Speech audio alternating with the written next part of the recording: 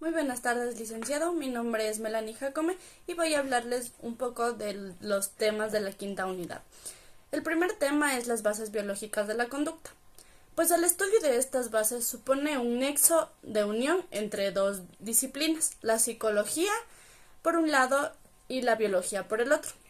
En este sentido, se supone que el estudio de la conducta y de los procesos mentales de los individuos atendiendo a sus componentes biológicos. Las bases, ¿cuáles son las bases biológicas de la conducta? Pues los tres principales ejes biológicos que condicionan nuestras actitudes y comportamiento son el sistema nervioso, el sistema endocrino y la genética. Otro de las bases son tres: ello, yo y superyo. Son los tres elementos de la mente humana identificados por Sigmund Freud. Según la teoría de Freud, nuestra personalidad se compone de estos tres elementos. Continuaré hablando sobre la excitabilidad neuronal, el impulso nervioso o nerviosidad neuronal. Es la capacidad de las neuronas de cambiar su potencial eléctrico y transmitir ese cambio a través de su axón. ¿Qué significa el impulso nervioso? Pues el impulso nervioso o eléctrico es una señal que se transmite de neurona en neurona y que tiene como finalidad pasar la información sensitiva o motora hasta llegar a la estructura del cuerpo donde se generó el estímulo desencadenante. Podemos agregar que un impulso nervioso comienza cuando una neurona recibe un estímulo químico. El impulso nervioso viaja a través de la membrana del axón como un potencial de acción eléctrico hasta el terminal del axón. El terminal del axón libera neurotransmisores que llevan al impulso nervioso a la siguiente célula. Las fases de este impulso nervioso es el potencial de reposo.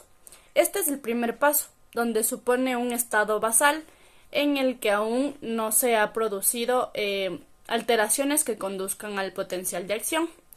Continuamos con la despolarización, así también la repolarización, la hiperpolarización, el potencial de reposo ya antes mencionado, el potencial de acción y la liberación de neurotransmisores.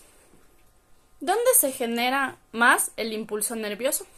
Pues esta actividad eléctrica se genera con mayor frecuencia y fluidez en neuronas que están cubiertas de mielina, ya que gracias a ella el impulso nervioso se genera efectivamente y con más velocidad que en las zonas donde no hay mielina.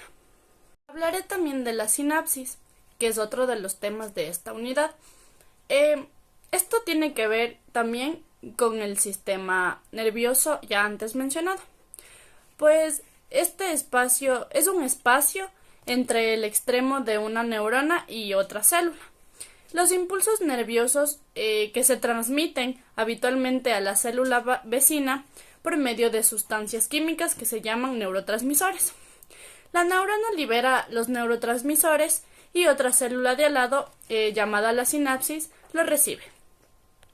La sinapsis se compone de tres partes principales: la terminación sináptica, que contiene neurotransmisores, la hendidura sináptica o espacio sináptico entre las dos células nerviosas, la terminación sináptica, que contiene silicios y sitios receptores.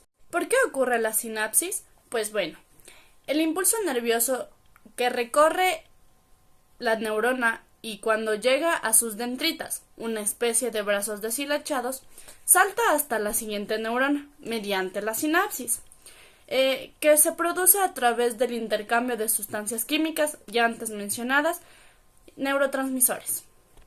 Esta plasticidad neuronal es la facultad del cerebro para recuperarse y reestructurarse. También es la capacidad adaptativa del cerebro que le permite recuperarse o reponerse de trastornos, lesiones, tanto físicas como mentales. Santiago Ramón y Cajal fue el primero en proponer el concepto de plasticidad, como base física del aprendizaje y la memoria. Puedo acotar también que en esta plasticidad se incluye la neurogénesis, que es uno de los mecanismos básicos que intervienen en la plasticidad cerebral. Como la plasticidad cerebral es la capacidad del sistema nervioso para cambiar su estructura y funcionamiento a lo largo de su vida, para remodelar las conexiones entre sus neuronas. Voy a empezar a hablar sobre los sistemas. Empezaré hablando sobre el sistema nervioso central. Este sistema es el que controla todo. Por ejemplo, caminar, respirar, comer, pensar y hasta lo que hacemos. Este sistema está compuesto por el cerebro, la médula espinal y todos los nervios del cuerpo. El cerebro es el centro de control y la médula espinal es una autopista directa que conecta con él. Voy a hablar también sobre las partes de este sistema nervioso central. Tenemos el telencéfalo, el diencéfalo, el cerebelo, el mesencéfalo, la fuente troncocefálica, el bulbo raquídeo, la médula espinal. El sistema nervioso periférico. El sistema nervioso periférico es junto con el sistema nervioso central. Una de las dos divisiones del sistema nervioso, el sistema nervioso periférico, está formado por los nervios y ganglios nerviosos que se extienden fuera del sistema nervioso central. Pero en realidad, ¿qué es el sistema nervioso periférico? Pues este sistema consiste en un sistema complejo de neuronas sensoriales, ganglios, grupos de neuronas, y nervios. Este sistema está conectado entre sí y también al sistema central, nervioso central, y regula sus funciones. El daño en los nervios periféricos puede causar debilidad, entumecimiento y dolor. ¿Dónde se encuentran este sistema nervioso periférico? Pues los nervios periféricos son aquellos que se encuentran fuera del cerebro y de la médula espinal, como la estática en una línea telefónica. Los trastornos de los nervios periféricos distorsionan o interrumpen los mensajes entre el cerebro y el resto del cuerpo. Las partes de este sistema nervioso periférico son los nervios canales, los nervios espinales, los ganglios y los plexos nerviosos. El sistema endocrino. Este sistema, también llamado sistema de glándulas de secreción interna, es el conjunto de órganos y tejidos del organismo que segregan el tipo de sustancias llamadas hormonas. También puedo agregar que este sistema es una red compleja de glándulas y órganos.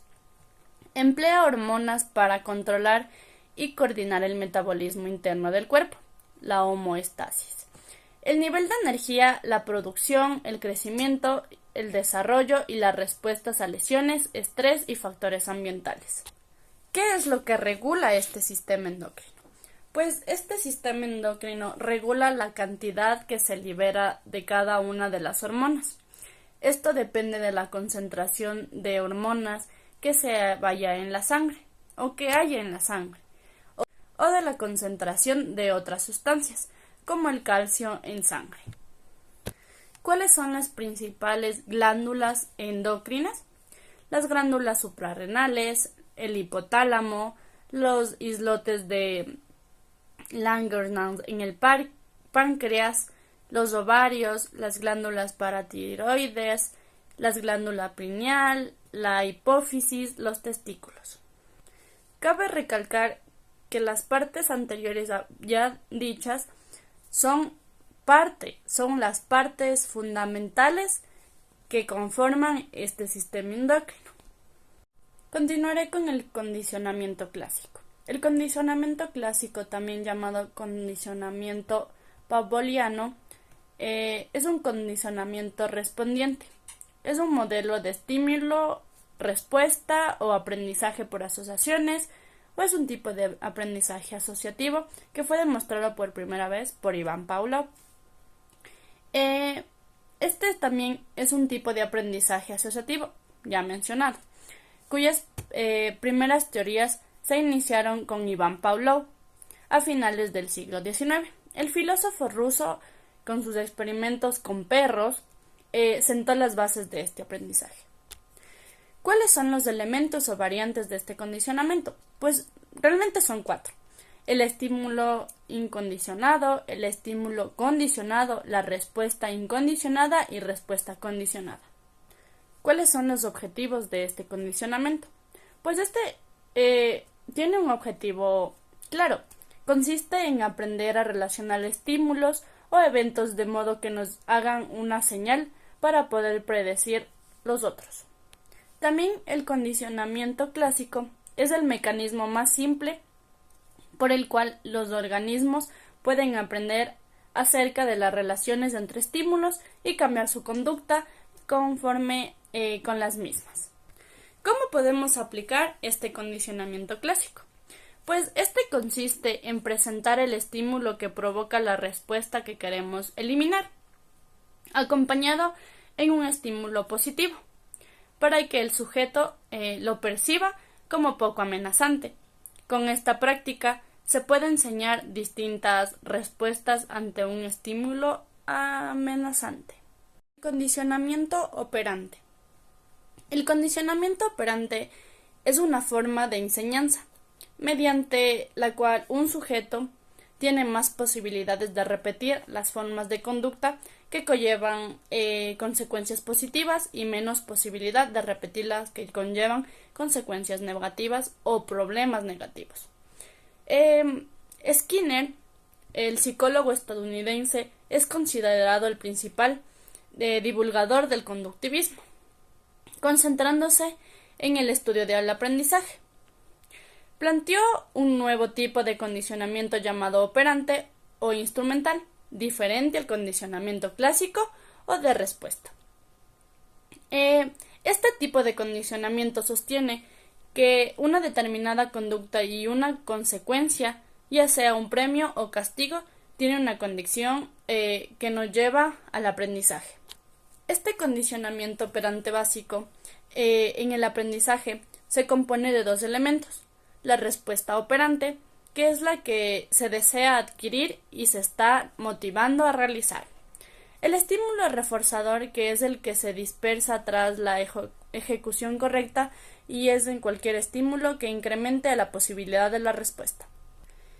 ¿Cuáles son las características y términos de este condicionamiento? Pues tenemos el estímulo discriminativo. Es aquel estímulo que señala, avisa, discrimina y le indica a la persona la disponibilidad del refuerzo. Tenemos el refuerzo positivo, que es aquello que aumenta la frecuencia de una respuesta. Así también el refuerzo negativo, la conducta operante, la omisión y finalmente el castigo. El aprendizaje cognoscitivo. Este aprendizaje es el proceso a través del cual la información atraviesa el sistema cognitivo del individuo. Es decir, razona, procesa la información y genera una respuesta. La cognición es el proceso mental de adquirir conocimientos y comprensión a través de los sentidos, la experiencia y el pensamiento. La teoría del aprendizaje cognitivo funciona la cognición y el aprendizaje para explicar los diferentes procesos que intervienen en el aprendizaje de forma eficaz. En el periodo sensocomotriz, lo cognitivo depende de los sentidos.